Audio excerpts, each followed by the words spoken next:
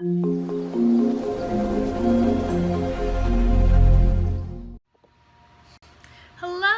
and welcome to Andersmillknits. I'm your host Emily, along with my little one Watson. Sorry.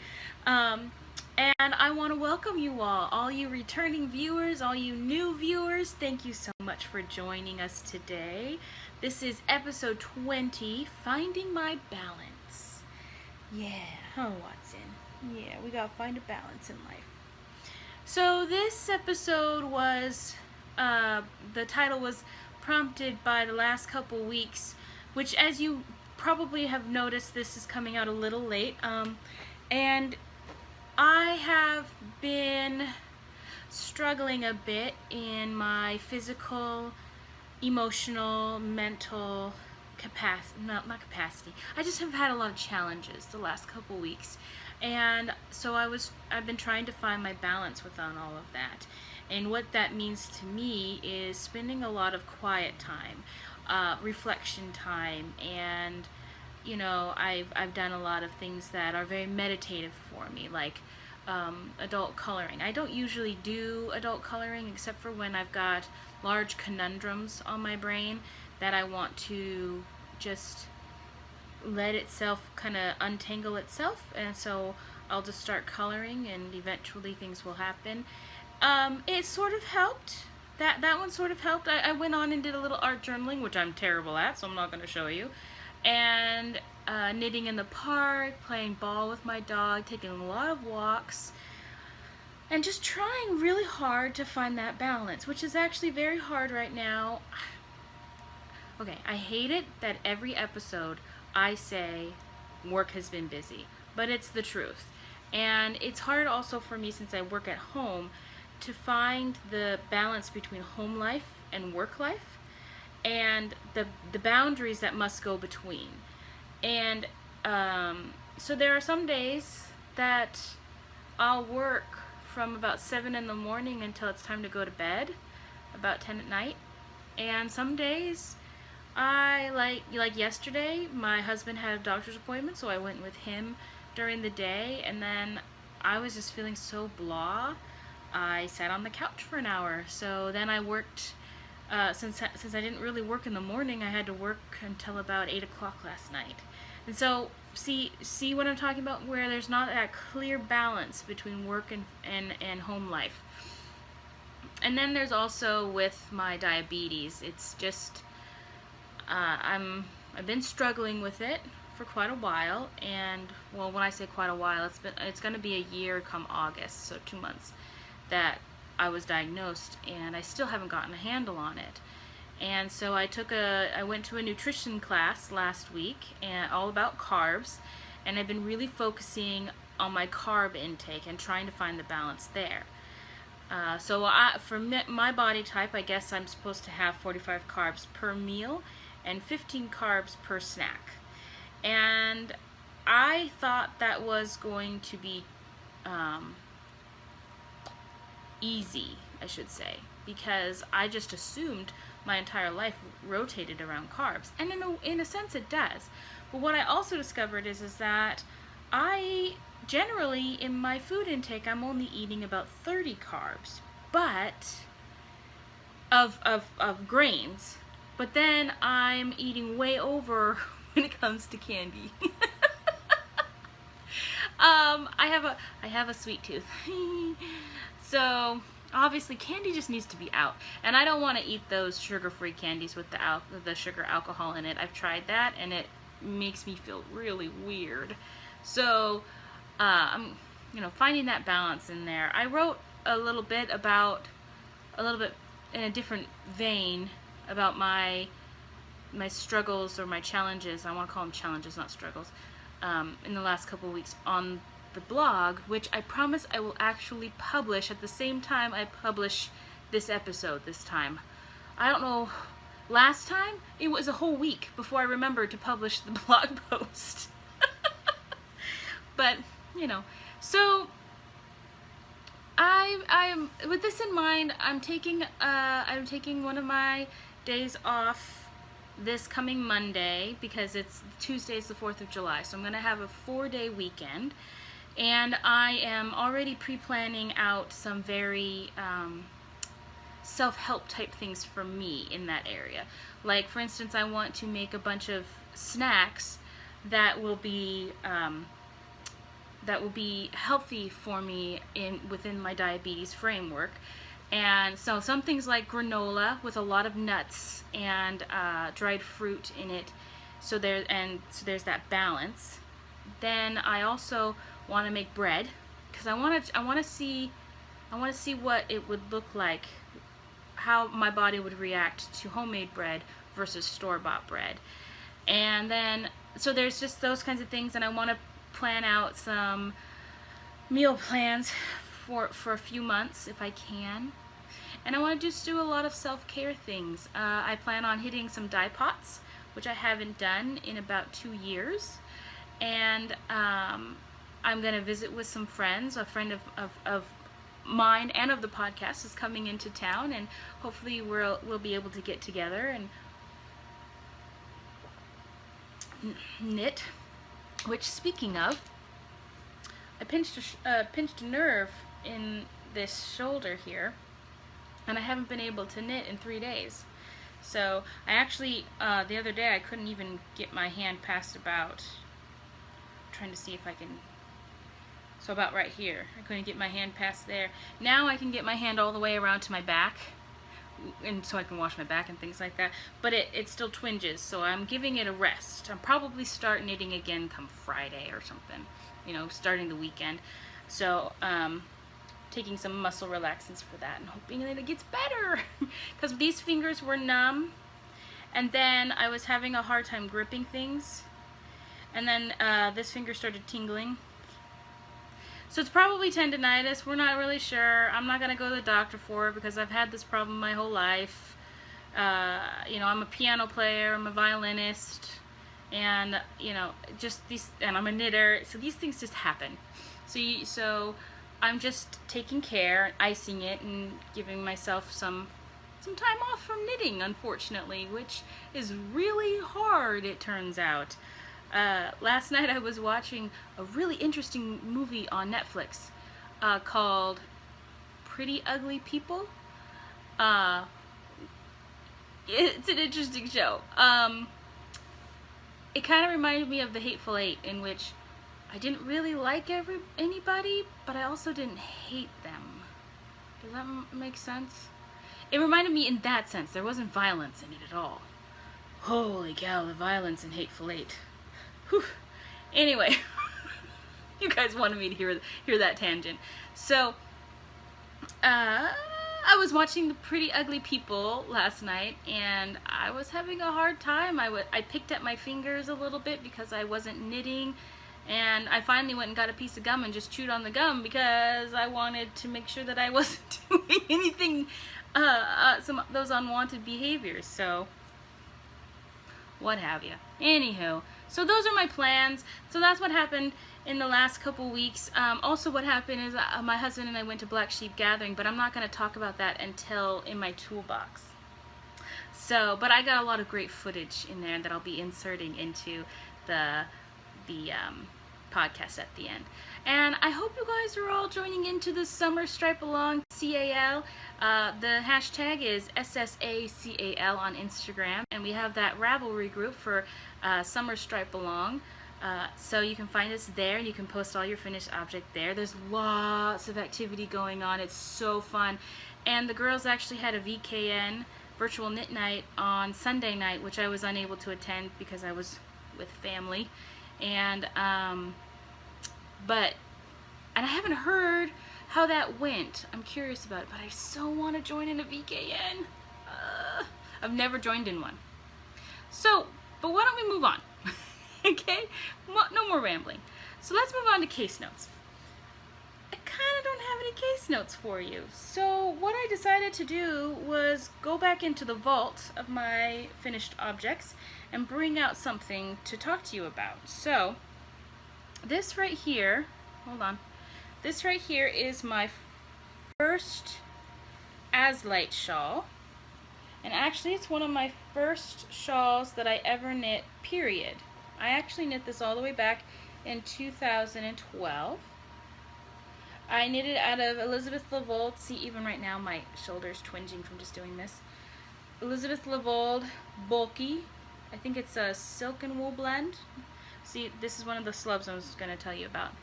And this is not great knitting. As in, like, my technique is not great. However, this shawl is my go-to shawl in the winter time. When that wind starts creeping down my back and whispers, winter, winter, I pull this out and put it on because it's so soft. There's so many memories around it. And I feel well loved and cuddled in this shawl. And it's warm. Actually, you know what? I think Elizabeth Lavold Silky Decay is discontinued. I've got a lot more of this in different colors. I would love to knit a sweater out of this because this just gets better with age. And there's no pilling. I mean, it's 2012 and there's absolutely no pilling at all, anywhere. There's a tiny bit of felting, but that's, I mean, hello.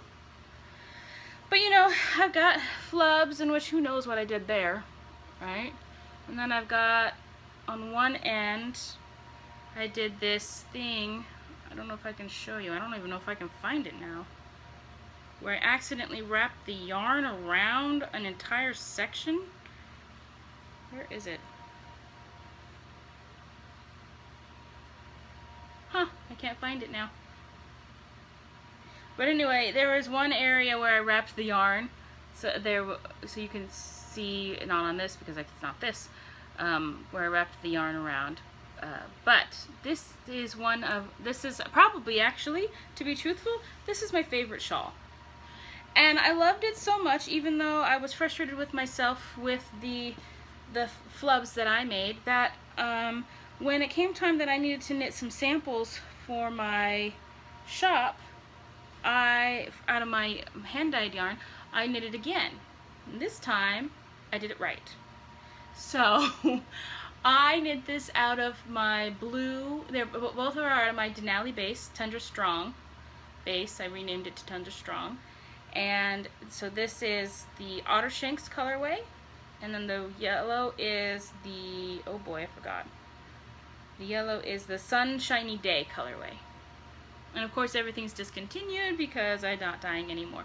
But I do love this one too. I actually, I've been hanging this one up on my walls in my house because I just find it so happy and so beautiful to me. I can't really wear yellows, but I think I can wear this yellow when it's, because the blue is against my face and not the yellow.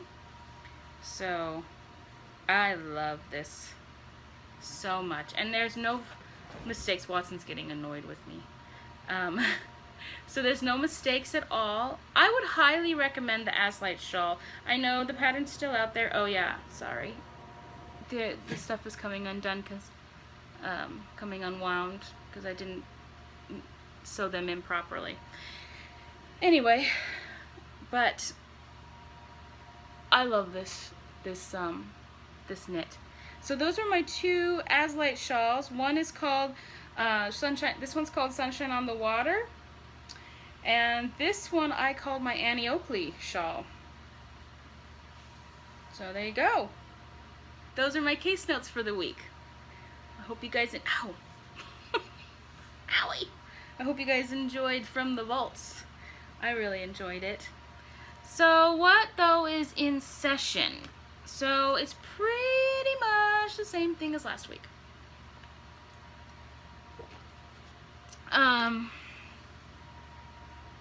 In session I have my Afterthought Everything socks, which I'm knitting on size 0s, Hiya-Hiyas, and I'm knitting on the Kirby Werby Horton Tarnation colorway that I special ordered from her.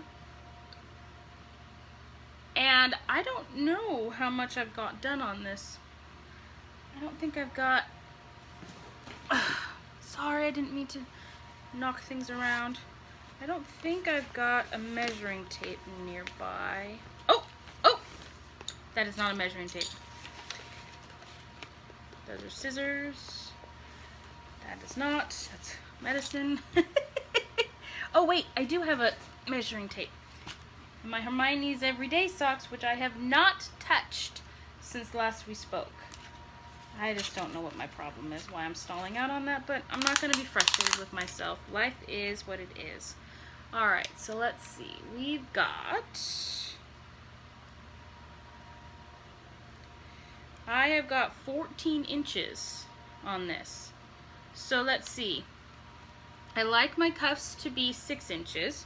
So if we go and do, wait, that's centimeters, inches. So right where the black ends right there, that is 6 inches right there. And then my foot, I knit, it needs, okay, so my total foot length is 8 3/4. So minus 4 inches total because of the heel and the toe. Is that right? Well, anyway. I think I knit 6 inches. So, and then I put in my toe. I knit 6 1/4 inches and then I put in my toe. So, oh boy. See? This is not working out well. So, I think like that right about there would be 6 inches. So, I need to probably knit about 2 stripes a day, every day, which is not going to happen right now until Friday, so I can catch up on Friday, in order to get these done by the next time I podcast. I can do that. Maybe I can wear them for you. Isn't that gorgeous? And I should have enough left over that I can knit one of my pairs of my self-striping mitts that I still have yet to publish the pattern because it's such a simple pattern. But I did get somebody to, she was nice enough to, wow, look at that. That's a leftover. I got somebody to test knit it for me and didn't have anything to change on it, so that's good. But that's being housed in my zigzag, right? My zigzag, right? Yes, my zigzag stitches pouch, my black sheep one. I love this one. So that's one thing I've got on the needles. Then, oh, but I love that project. I meant to mention this because I've been knitting on it in the car just as I'm going along, and I don't have to measure anything right now. I'm just enjoying the process. And really, honestly, what I'm thinking is just to knit until I just don't feel like knitting the tube anymore. And then, not like I'm gonna have knee socks or anything like that, because obviously I'd need to have increases in for that. But you know, if I end up having a 7-inch cuff rather than a 6-inch cuff, I'll be fine with that. I like that idea, and I'm just enjoying the process of the knitting that is going on with that. And I'm fine. It's so funny. It matches every outfit that I put on every single day. I just, how that's happening, I did not realize that my wardrobe had a theme like that. But the other thing that, oh yeah, I'm on the short row area here. So let's see if I can get this around so you guys can see. The other thing I'm knitting on is my Bendy Arrow. And I've knit the whole first section, and then I knit the 19 stripes, and then I've got a block of that stripe, and now I'm on the short row section in my color A. But I love this. I love this knit. It is very enjoyable, and the great thing about it is that every section, after you've knit it like 2 times, you have it memorized, so you don't have to keep looking at the pattern. Even this short row section. Sorry, Watson. No more barking. Come here. Hey, Bubba. Pause for a second. Okay, sorry about that. We're back. Watson's calmed down. The excitement is gone. So, it wouldn't be an episode if we didn't have to stop for Watson's barking, would it? So I'm not really sure where I was at with the Bendy Arrow, but I'm on the, like I said, I'm on the short row repeat, and it's pretty easy to memorize, and so I'm pretty happy with this. Like last time I said, it reminds me for some odd reason of sailing and What About Bob. So I'm pretty sure I'm calling this my Ahoy shawl. And yes, my husband and I did watch it together. I did not get to knit on this at the time. Actually, no, I did. I knit on this. We had to watch it in three different sittings because life just always gets in the way. We can't even watch a movie. So in one of the sittings at least I got to knit on this, so I'm very happy. And just as a reminder, I'm knitting this in the Chickadee Woolery in the Wildflower colorway. And yeah, my skein's pretty messed up, but isn't that beautiful? Oh, I love that. And then also in the, let me see, the Malabrigo sock in the Diajour colorway, which is 807, which is getting blown out there. It's a nice deep blue. Does that look better? Maybe? Anyway, I've been showing it for the last couple episodes, so you guys are used to it now. But that's as far as I've gotten.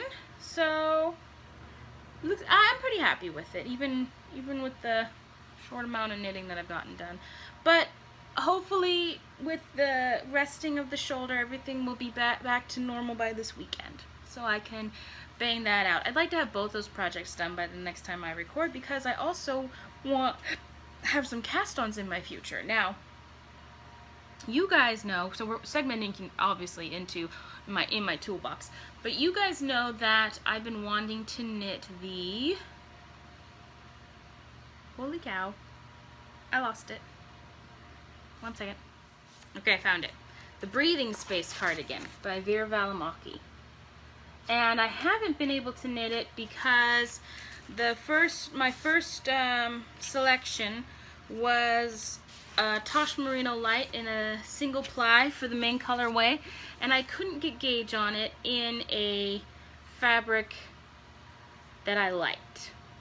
So I pulled out a bunch of my stock that I had from when I was dyeing yarn, and I have a lot of blank undyed yarn left from that.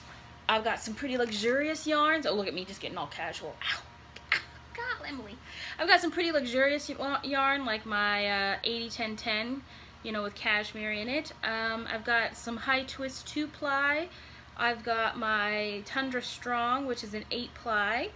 And then I've got some silky, I've got some bamboo fingering weight with wool, which, wow, the shine on that is amazing.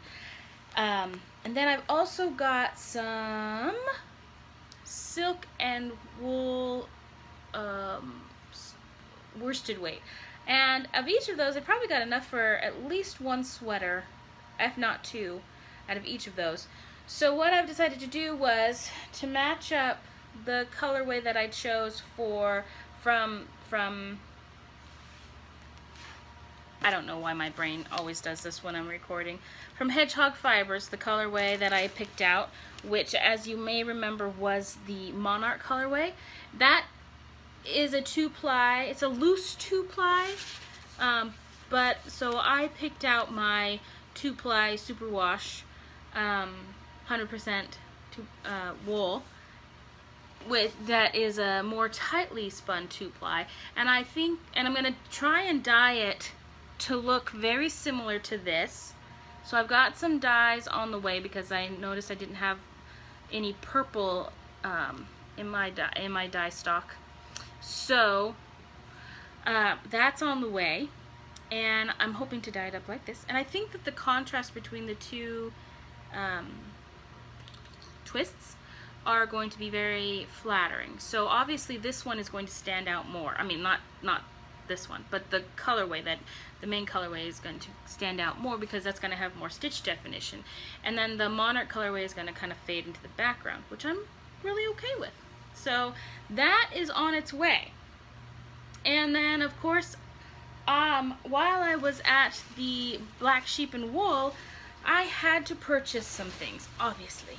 And one of the things I purchased from a new to me maker is, so Lanas Lot, and I've linked her, I'll put it right down here, but I've also linked her a farm and her shop in the show notes on the blog AndersMillknits, because this is amazing stuff.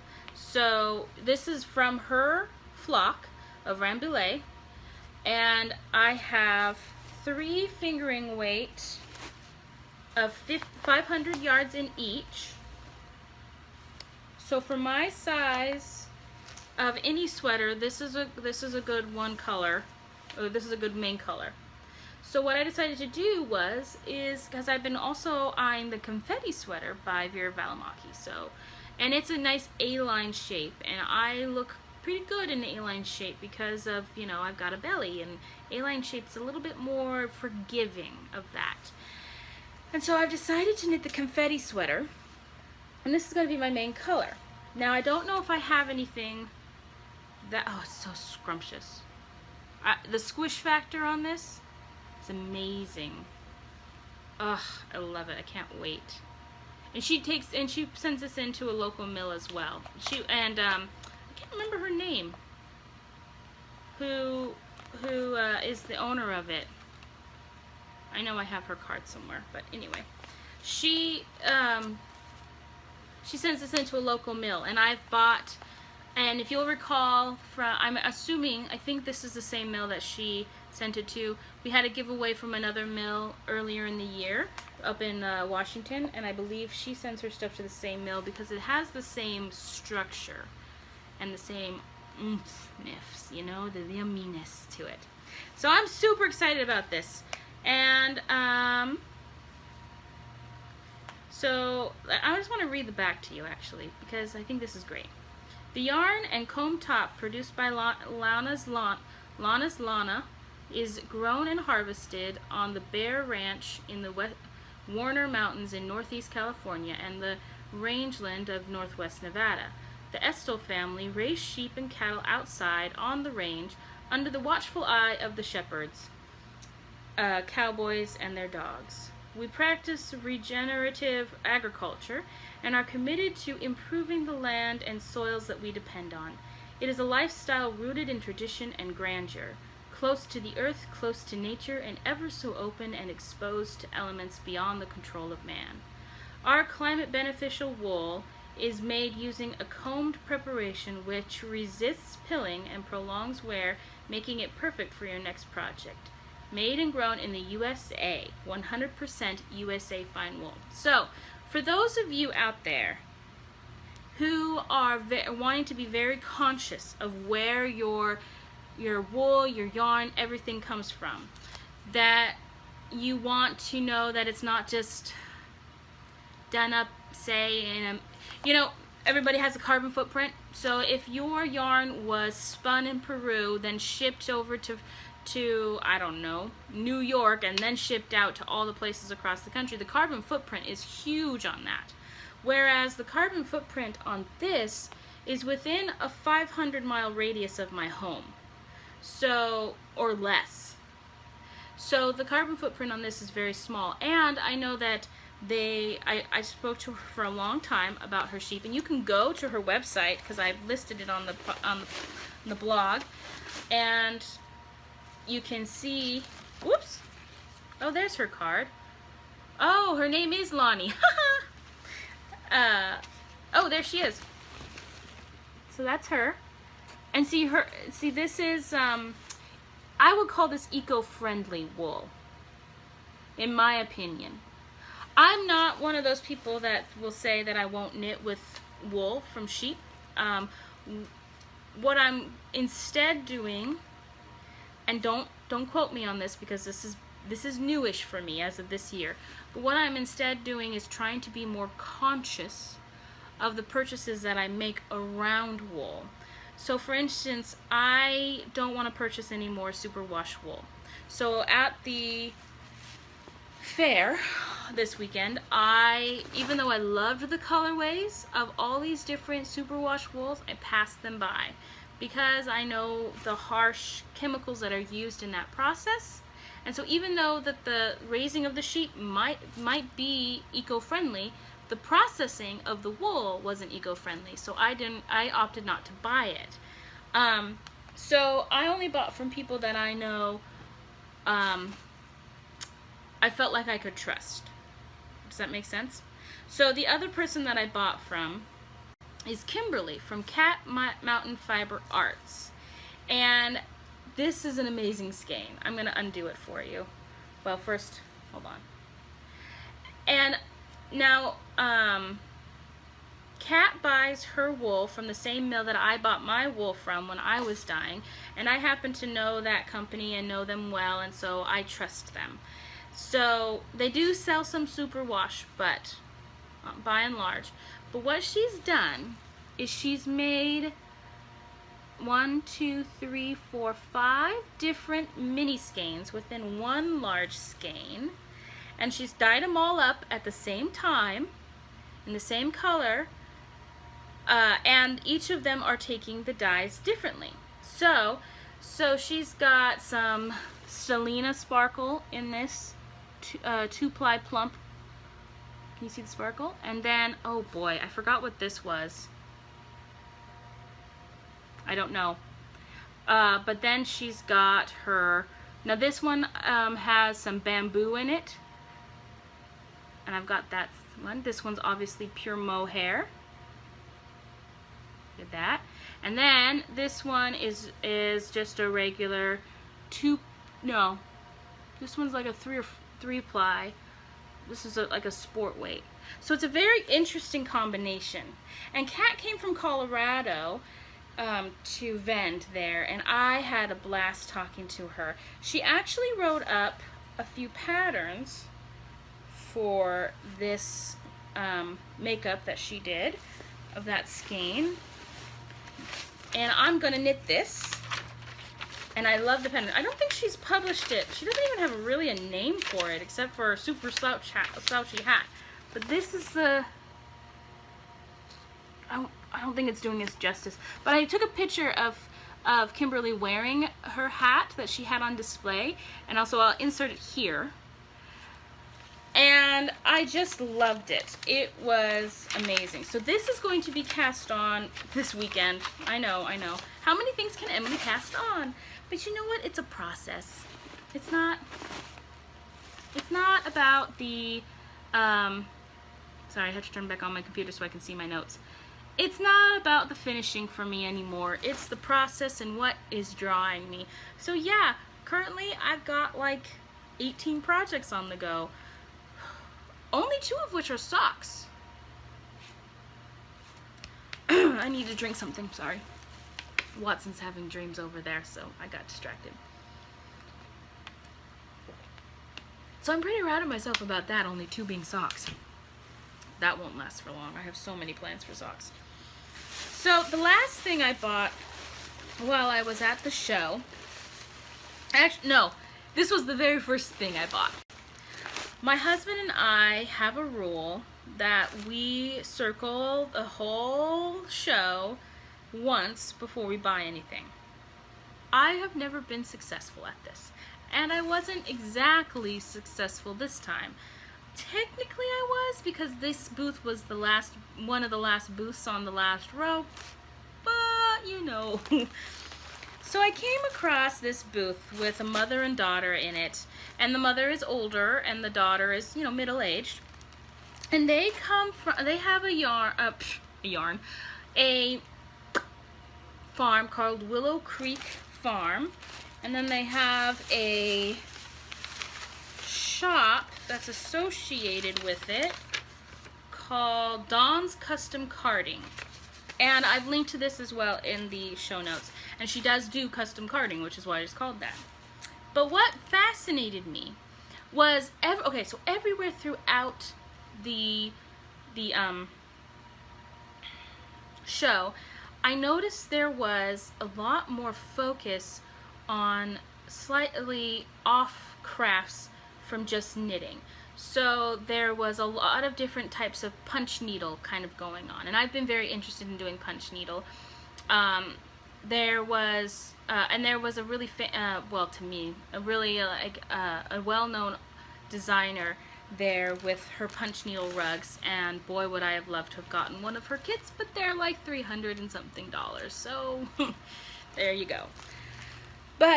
And there's just all these different things going on, and I came across Dawn's booth and her mom Bobby, I think Billy, got it, and her mom Billy, and they too were doing rugs with fiber, but they were also doing it with fabric, and they were doing it with something that I am familiar with and yet not familiar with. It is called locker hook, and it's a crochet hook but with a string at the end.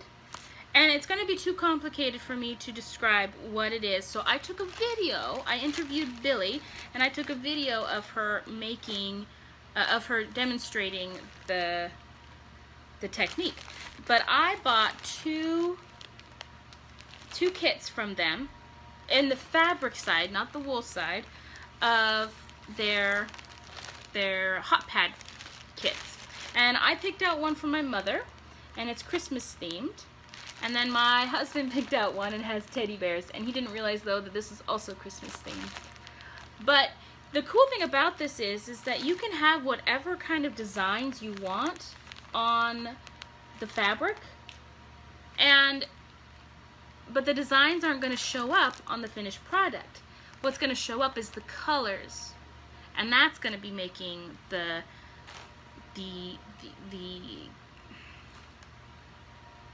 texture, I guess. I don't know what to call it.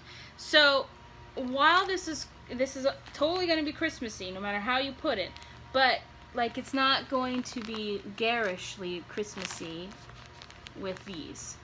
And while this is all, you're not going to know that this one was out of teddy bears. And Billy was making one, a larger floor mat for her grandson. I think it was her grandson, or maybe it was her grandnephew, who she took his old sheets from when he was a little boy that had all these like trucks and this kind of thing on it, and she ripped that up and she's making him a mat from that, and it's gorgeous. You wouldn't ever have known, never have known that it was trucks in a little boy's room. So that video is going to be also inserted at the end of the podcast. Then, that's not it. I was blessed this week by two lovely packages. So, the first one, well, actually, okay, the first one is actually for you guys. And I accidentally ripped the bag. It's from the lovely Rachel of Diabolical Yarn. She sent you guys a collection of 4 of her minis for the summer stripe along cow. So the SSACAL cow. And I think all of these bases are the same except for one. Heels and toes, heels and toes, heels and toes.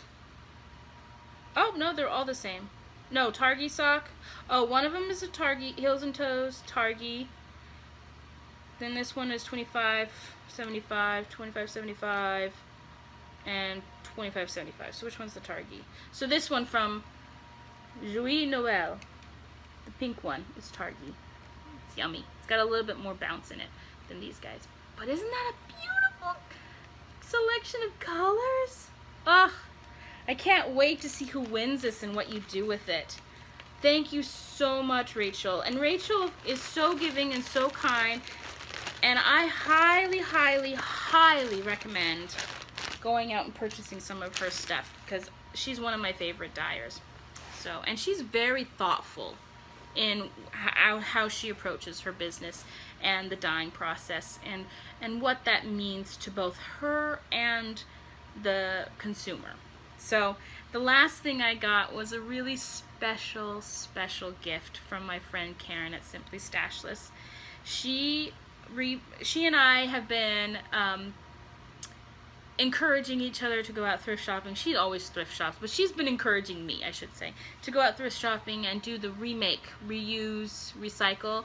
And so we've been talking a lot about that. And so she was out and she found a skirt that she thought, well, it doesn't fit me, so what else can I do with it? So she made a bag, a sweater bag for me. It's a drawstring, which everybody knows that Emily loves a drawstring. Look, did you guys see this? Pink and orange. Isn't that amazing? And she just did such an amazing job. It's going to fit whichever sweater that I decide to do first, either the confetti sweater or the breathing space sweater. Doesn't matter. They're going to be in here. And then oh, it has a pocket inside. You can't see this. What am I doing here, people? Pocket. There. And then she made a little sachet with lavender in it. Oh, it smells so good. She did such a good job. Oh, love that. And then she sent me some of the skeins that she's been gathering as she's been out thrifting. So I've been really impressed with her because every time I go to the thrift store, all I find is the cheap acrylic yarn in bags and bags and bags, and I've never yet found good quality yarn. So I'm still hopeful. I'm gonna hold out hope. But this is from Art Yarn. I've never heard of Art Yarn before. And so this is an ultra merino, both of these. Ultra merino, 100% luxury merino wool, 50 grams, 191 yards. And I've got one in kind of a taupey brown and one in a gray. And obviously I'm not going to put these two together. Or maybe I'll put them together with something really like off-kilter in the middle of it. I don't think so, but I'm pretty excited about this. And they're really soft. Poor whoever gave them up, but thank you for giving them up because now I have them. And the last one is my first ever Shibui skein. Now everybody talks about Shibui and how wonderful they are. If you listen to the Destined to Knit podcast, who's another moderator on our SSA CAL Cal, yeah, sure, that's what it was. They love Shibui. And so I got from Karen a Shibui skein of Pebble, and the colorway is Graphite. Okay, so this is Pebble. And the content is 48 recycled silk, 36% fine merino, and 16% cashmere. And it's so thin. So let's see, how many yards do I have? Yardage, 224 yards. I wonder what I can, I might save this to go in some, I might add this in just to like hold it double with another skein and knit myself a hat or something out of it, I don't know, but it's beautiful and I love it. Thank you, Karen. You're so kind and giving. We have such a fun time texting each other every day. If a day goes by that I don't text Karen, I feel a little miffed. Like somehow my day isn't right. So those are my goodies in my toolbox. And really that's about it, folks. So I just want to remind you to knit what you love and love what you knit, and I'll see you again soon. Goodbye for now. Okay, so we're here at the Black Sheep Gathering, and I've just met Billy, who has introduced me to a whole new craft. It's called locker hooking, and I am in love with this. So we're already purchasing. Oops, I got my finger in the camera frame. But she's going to actually demonstrate on a project she's working on right now what locker hooking is. So what's the instrument that you're using there? You have a canvas and you have a needle with a hook on one end and an eye on the other end. Okay. And you use I use this plain old cotton, what do I want to call it? Cotton string. Cotton string? Okay. Yeah, as the base to hold it, to lock it with. Okay. And the fabric I'm using is just a plain cotton, and it's 1 inch wide. And it is, you always work from the bottom. Okay.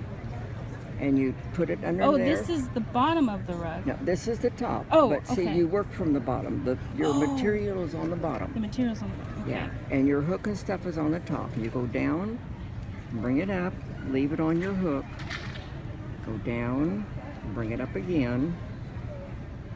You can put as many on your hook as you want, whatever you're comfortable with. I can fill up the whole hook, but then I've been doing it for a while. And by doing that, then you pull this through, and the string is what locks it in place. So the fabric's not going anywhere. Yeah, so it's not going anyplace. It's tight. So it's a cross between crocheting and single stitch sewing. Yes, right? It's originally from Australia. Oh, Is where it originated in. That's what they used to do. really? And so I wonder why it originated. I always wonder why some place in particular was able to come up with a technique. Isn't that always it? Yeah, I know right? it. Yeah, I don't know, but I know it's been for a number of years and years. It's back old, ancient, whatever you want to call it. Yeah. Yeah. Well, And you told me though that you can use any scraps, and on the episode I'll have shown what I got, and they're really cool fabric scraps. One has a bear on it, and the other one has Christmas stuff. But by the time that you're stitching it in place, it's not going to show. Yeah. All you're going to see is the color. yeah. Yeah. So And it's you had that one you were making out of the old sheets, it's right? an old sheet. Yeah. Yeah. Well, thank you, Billy. I appreciate you showing. Well, One thank last time. you. There it goes through. I'm gonna try my hand at it. Now your daughter Yes. would know. Are you guys also online? Yeah, I have a website. You have a website, and could you tell me? Dawn's Custom Carding. Dawn's Custom Carding. That's Carding. All right. And so if you guys want to try this out, go onto their website. Thank you, ladies. And now we're rolling. Okay, so this is the Columbine. It was designed in 1970 by a fellow who had a custom motorcycle shop. His wife wanted a wheel, so we went out and made her one. We bought the company in 2011, and we've been manufacturing them in Dixon, California. So it's a very simple wheel. It's a double drive, single treadle. Pretty much indestructible. It's all made out of metal and is lightweight. It's only 13.5 pounds. So we've got self-lubricating bearings, so you never have to oil it, and it won't change shape when the weather changes. It won't. Right, because wood fluctuates. It splits, it cracks, it swells, it shrinks, and the metal won't do that. So, I was about to ask a question and I lost it completely. So I'm here, this is Emily, and I'm here with Dana, and then her grandson Dylan. And there's a story behind Dylan and Dana. Would you guys mind sharing that story one more time? Well, my husband, who passed away in December, had been making the parts for me and had been doing the welding for the parts that needed welding. And this year, Dylan is starting high school, and one of his electives is welding. And he didn't realize that he was going to become my welder, but he is excited about becoming part of the family business, manufacturing these wheels and forming the frames and doing the welds for us. That is so amazing. Dylan, how old are you again? I'm 14. 14. See, and you're already learning a trade. This is amazing, right? He can spin. You can spin as well? A little bit. Really? Do you do some of the stuff that's on Etsy? No? He does. That's No. on mine. So wait, we can find you at Columbine, Spinningwheels.com. ColumbineSpinningWheels.com. We raise alpacas and guanacos for their fiber, and that business is Royal Fibers, also on Royal Etsy. Fibers. Wait, I'm confused. What's Wanakos? The guanaco is the undomesticated ancestor of the llama and the alpaca. The llama and the alpaca? I'm sorry, you've got That's customers.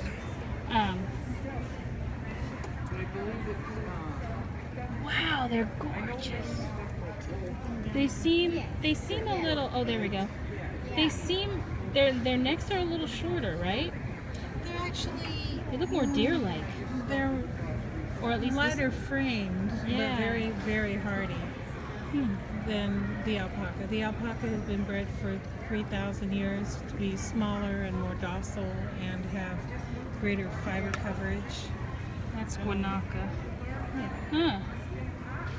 Huh. Are they still like, would you consider them still to be, there's your face, hi Dana.